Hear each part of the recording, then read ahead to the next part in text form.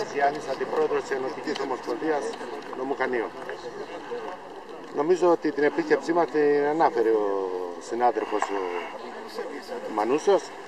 Εγώ απλώς θέλω να τονίσω ότι την Κυριακή το μεσημέρι θα έχουμε λαϊκό γλέντι στο μπλοκ.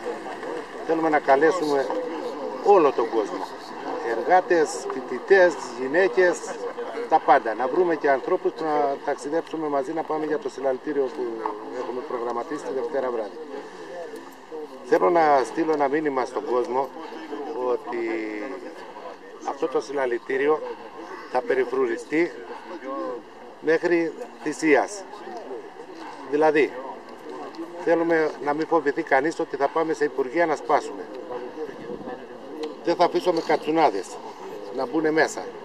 Δεν θα αφήσουμε χρυσαυγίτες να σπούνε μαγαζιά και τα υπόλοιπα αυτά. Η περιφρούρηση θα είναι. Εμείς τα έχουμε με την πολιτική και την πολιτική θα πάμε να διεκδικήσουμε.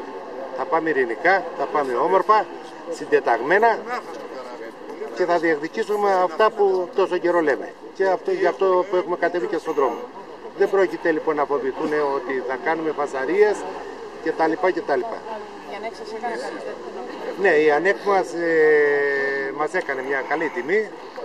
Είναι στα 10 ευρώ πήγαινε και στα 10 να γυρίσουμε. Δηλαδή 20 ευρώ το εισιτήριο. Πήγαινε έλα.